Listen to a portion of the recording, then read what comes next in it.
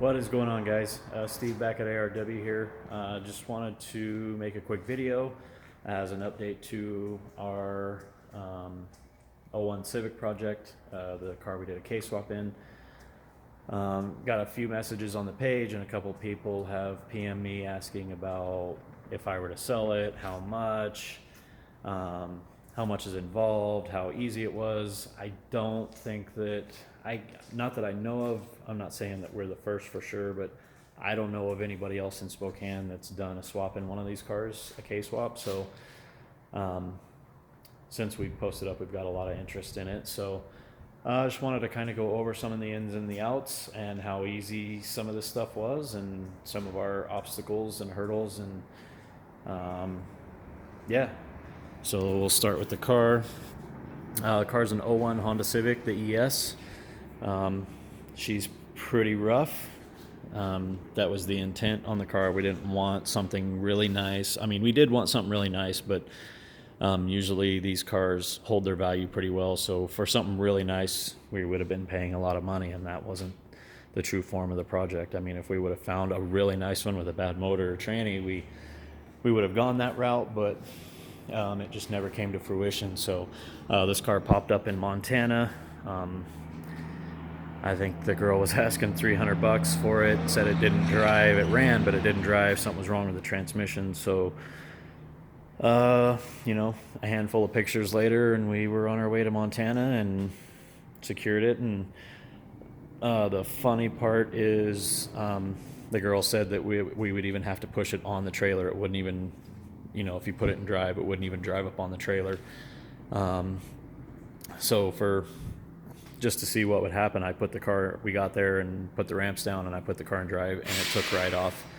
No issues. Actually drove really nice. Drove it up on the trailer, had a good laugh as we were driving home, unloaded the car, and we actually drove it around for about a week, taking it to lunch and running errands in it, until, the transmission gave out. Apparently those things have a converter issue, and the longer you let them sit, the longer they'll run. So if it starts slipping or having issues, you can shut the car off and let it sit for a week, and for whatever reason, you'll be able to drive it for 15-20 minutes again. So I happened to be driving it, and the transmission went out in it, so I shut the car off for a few minutes and managed to make it the block back to the shop. And that's when we kind of decided it was time to tear into it. The first thing we really did that is a huge upgrade, and if you've ever seen these cars, you'll understand, is inside the car, the factory 02 to 04 ES1 gauge cluster is pretty horrendous. This is actually out of an ES2, so it's 05, 06, and they are just way cooler. Turn the heater off here. They are way cooler.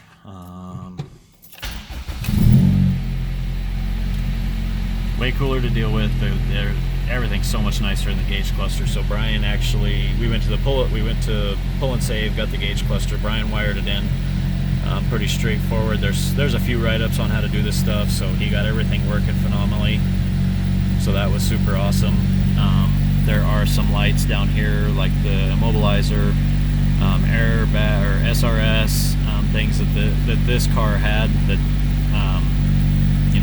the car that the gauge cluster came out of had that this car doesn't. So the ABS light was flashing, or it was on, and we simply pulled apart the gauge cluster and put tape over those, because these are LED factory lights in them, so there's no way to really pull bulbs or do anything like that. So we just put tape over it, problem solved.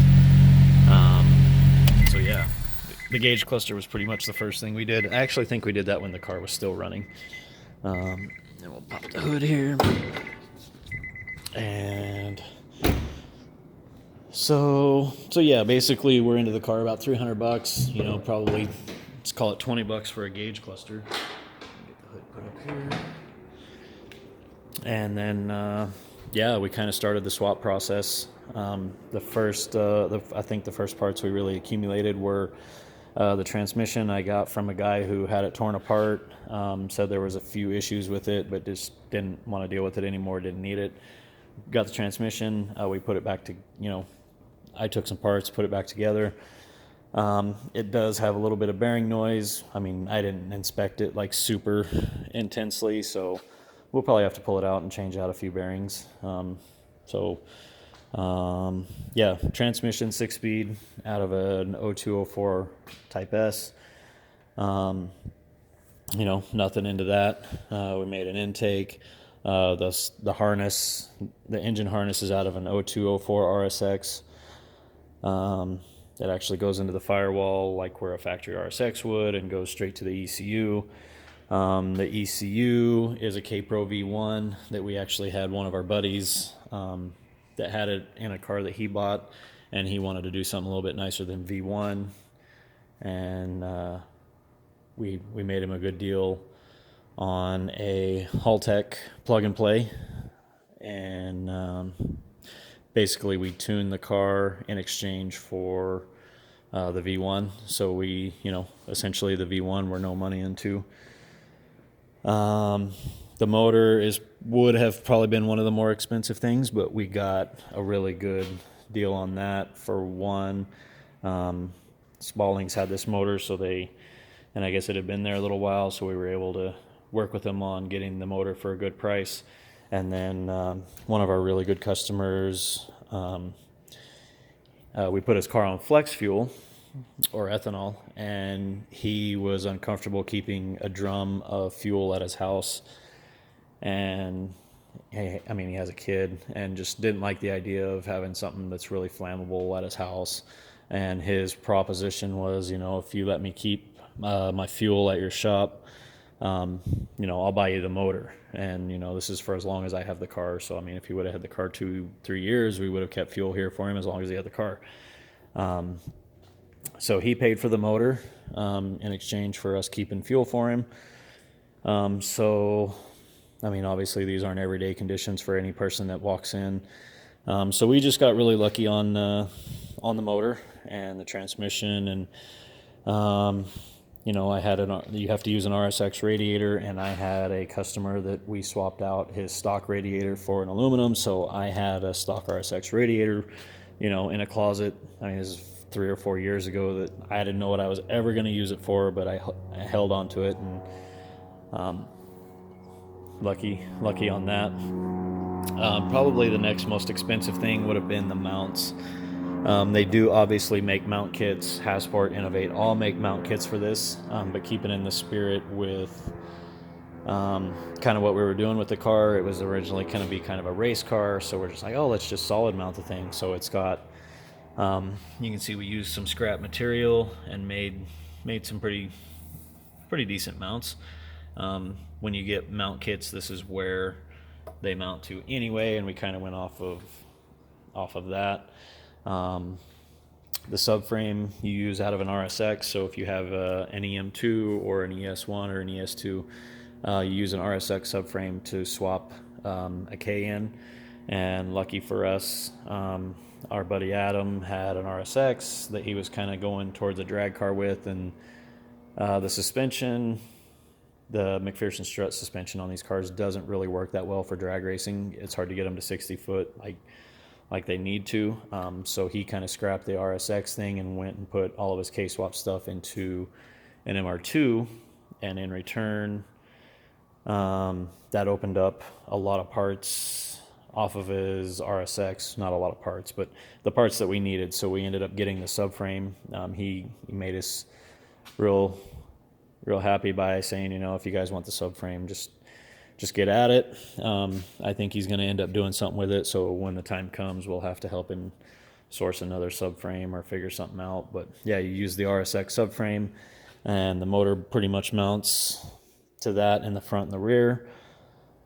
We made our side mounts, and yeah, it's essentially that easy. It just plugs right in. You use the RSX lower control arms. Axles, we used B-series axles. I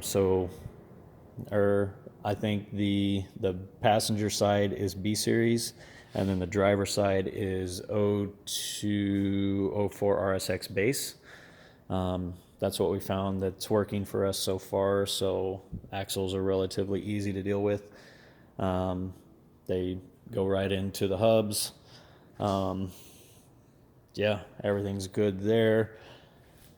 And yeah, I mean, it's really that simple. Basic K-Pro stock wiring harness. This is a K24A2 out of a TSX. It's kind of the poop TSX, so it's an 04 automatic. I don't know, because I haven't really cared enough to do a ton of research on if the cams in the 04 auto are different from the manual. I know that the 06 to 08 TSX cams are the ones you really want. They have almost, a millimeter more lift and considerable more duration. So, so we, back to the spirit of what we're doing here, we didn't want to pay for a header or anything crazy because we knew we were eventually probably going to turbo it. So we use a stock header, and we actually welded a 3-inch 2-bolt flange to this because we didn't have the wonky flange that associated with a stock exhaust or something like that, and didn't want to pay for one or anything like that. So, this is stuff we had laying around. So we just welded a flange on, and that way we were able to mate up to a flange to go back to the exhaust. So now when we turbo it, we have a flange right there. It's got a flex section. The exhaust was actually made out of a whole bunch of, I think I still got some scrap over here. We have a whole bunch of exhaust upstairs of stuff that people were left or we pulled off of cars. So, I mean, we literally cut up 3 or 4 different exhausts to get all the stuff we needed. Now we made a full 3-inch exhaust for it, with a flex section. It's got O2 bung and hangers and resonator and a muffler in it.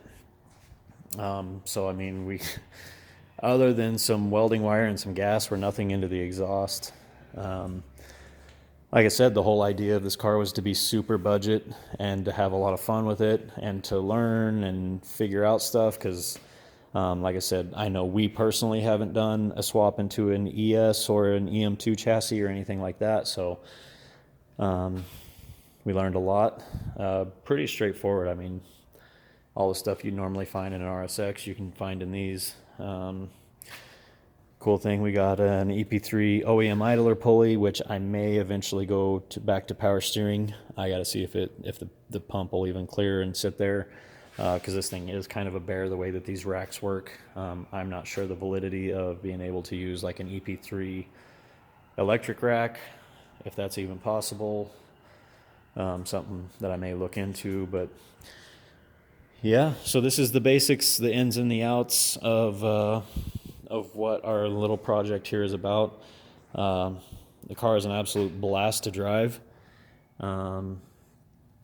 It just makes so much torque down low. It's definitely not going to be a top end like some crazy freeway monster car. So, yeah, it makes a ton of torque between probably 2,500 to 6,000, maybe 6,500. After that, with the way that the exhaust is set up and everything, it's kind of a slug really up top. But I mean, right now, just the way that it makes power and torque, I mean, if you just roll into it and first it spins and then you grab second, it just spins. And right towards the top of third is when it actually hooks up and starts moving. So it's definitely got a ton of torque. The K24 is a really fun motor, made it to a 6-speed.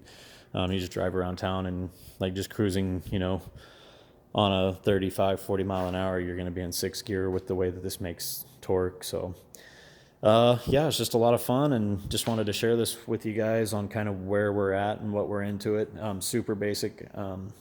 There's nothing crazy here. At least not yet. Like I said, we may look into doing some turbo something here in the future, maybe. We do have maybe a little trick up our sleeve. Look over here. What's that? No, you can't see that. So, the only other thing we may do is I've got some injectors and a fuel pump, and we may put it on ethanol because we've got a drum of ethanol here that we probably won't use on the GTRs. But yeah, I mean, it definitely isn't a pretty car. It's definitely not going to win any car shows or anything like that, but you can just drive it around. It's not insanely loud or anything like that, fairly unassuming. The only thing that would make it a little bit nicer is cruise control. This would be a car that I could, especially if it had cruise, I would probably jump in this thing and drive to Florida. So, but yeah, other than that, that's kind of our project. We had a lot of fun with it. Nothing crazy with the wiring. Like I said, the factory RSX harness runs into the firewall like the RSX does and mates to the ECU. There is, I think there's 5 or 6 pins that have to be pulled out of the factory harness and swapped and moved around, and then it just plugs into the K-Pro, and it's based on a stock Type S ECU. But other than that, yeah, just some Integra tires and wheels. It's all stock suspension. Probably could use an alignment because it's got the RSX subframe in it. And yeah. So yeah, like I said, just going over the basics and what we've learned and what we figured out. If any of you guys are looking to do a swap like this, let us know. We've got a lot of information we had to dig through forums and figure this stuff out. Like, there's just not a lot of information on doing swaps on these cars. So if you got an ES2, an ES1, or an EM2, super cool cars. They should probably get a little more recognition for doing swaps because this thing's really comfortable to drive. But yeah, definitely a lot better than the stock D17 in there. And these cars are based off the RSX, so I mean a lot of RSX stuff swaps into them. It is stock RSX shift cables and shifter box that fit real like they're meant for it. So there's a stock RSX shift box underneath the center console that almost bolted in. I think we had to drill 2 holes and put nuts and bolts on. So nothing big there, but did have to use the clutch pedal and everything out of an RSX. The clutch pedal, the clutch line, clutch reservoir, all out of an RSX. So all the mounting holes are there. Everything's like the reservoirs like it's supposed to be here. Like, this is the motor that these cars probably should have came with. Is these Civics should have at least came with like the K20A3 rather than that D17. The D17s were literally just giant piles of crap. So yep, that's our build. We're having a lot of fun with it. We've learned a lot. So if you have any questions, hit us up. And if you want us to do some swapping like this for you and source some parts, we can definitely get it handled. So yeah, that's about it. Like I said, just kind of wanted to show you around, show you what we're actually into this thing, how cheap some of this stuff can be done. So that's it from ARW today, and like and subscribe for more, and we hope you guys have a good day, and we'll see you in the next one.